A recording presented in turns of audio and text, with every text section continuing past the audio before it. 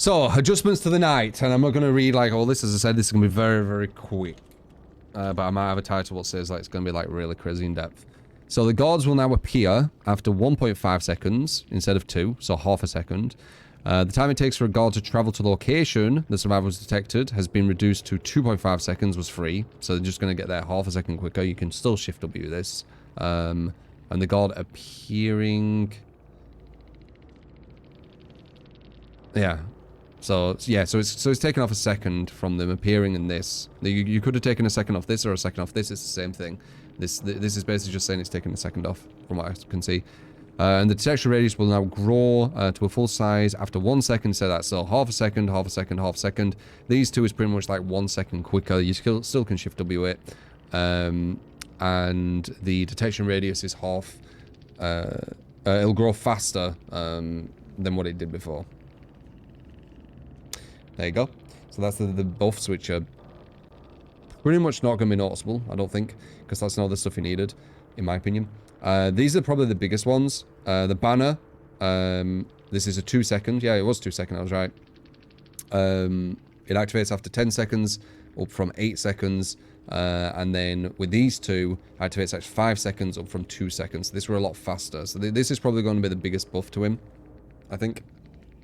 And what this means is when you summon an assassin or a jailer or a Cernifex, however you pronounce that, they plant a banner, right?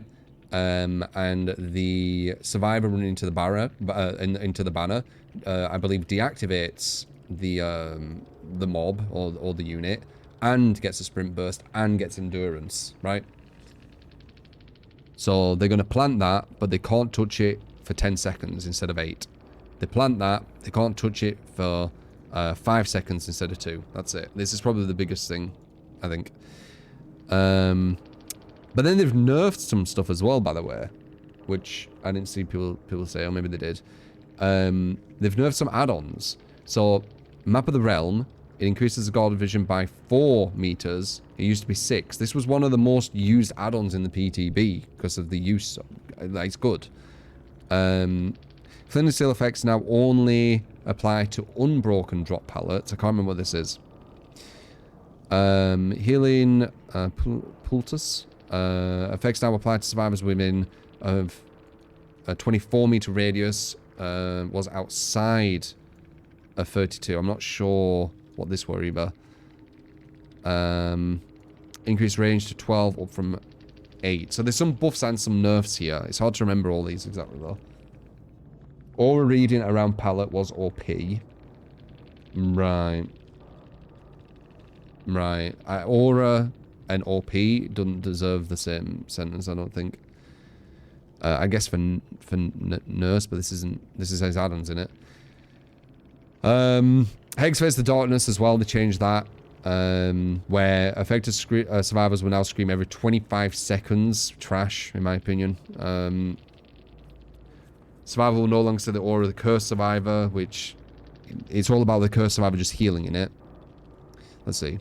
Yeah, I think when you injure a survivor, survivors scream every 25 seconds. It used to be 20 to 40 seconds. 40 seconds, that's insane. So they scream every 25 seconds until that person's healed, or you break the hex.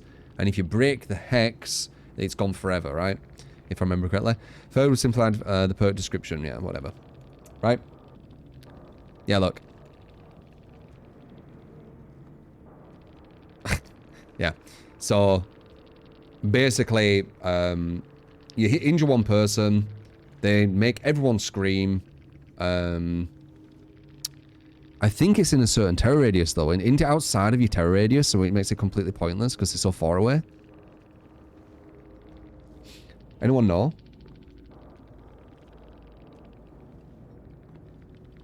Or reading on a pallet across the map's not OP. Well, of course it isn't. Why would that be OP? Seeing the aura of some survivors that you can't do all about anyway.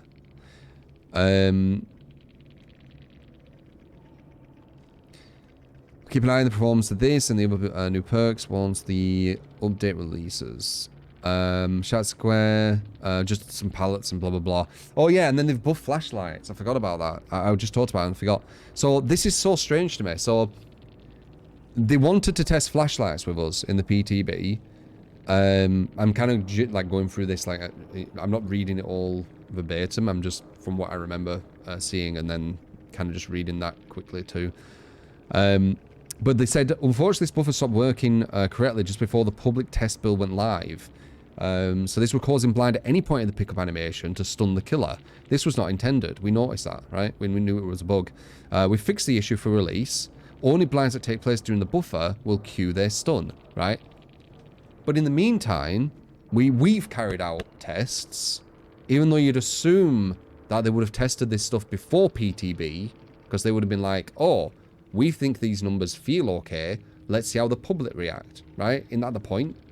Or do they just randomly just do something and then throw it on the PTB without testing? Which is weird to me. So they've carried out additional tests. I guess additional, so they've done some more tests. To refine the timing. Since the buffer takes place on a server, not the survivor's client, latency can make the buffer feel much shorter than intended. Therefore, we've increased the buffer to 0.4 seconds up from 0.25, so they've near enough doubled it. And we just have to take the word for this as well. I'll test it. I'll tell you kind of if this is unnoticeable or whatever. But yeah, they buffed it. So we didn't get to test it.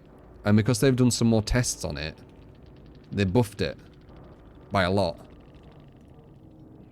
So I really feel that if it does feel close to this, it's going to be pretty much impossible to miss a flashlight save. Other than a killer looking at a wall, right? Yeah, half a second. And I've mentioned this before about flashlight saves. When the killer picks up a survivor, you're not flashlighting from the get-go. There's a certain tell when you need to start your flashlight. And giving that a buffer of half a second, when it only feels like it's a few frames, that's huge to me. But I guess we'll see. But there you go. That's everything. So they buffed these two things, which aren't going to do anything in my opinion. You're still going to be able to shift W. They buffed this, which is okay-ish, but they nerfed this, which would have been the whole point of buffing this, in my opinion, right? So probably not worth it overall. I think, honestly, I think I would prefer that not being touched and this not being touched. And it'd probably be better. And then this is a nerf, and then buff, right? And then they've... I can't remember what Face the Darkness were. I can't remember, because they haven't shown, have they? What I remember Face the Darkness were, outside of your terror radius, survivors scream. That's it. While one person's injured. And if that person heals, they stop. And if that person breaks your Hex Totem, your perks is gone forever. That's your perk, which seems completely pointless and very weak. But that's what I remember from it when I tested it.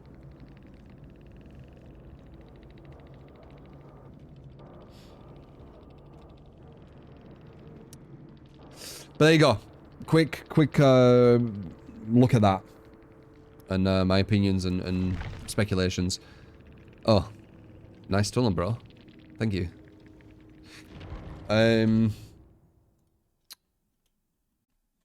Yeah, there you go. Map it on YouTube.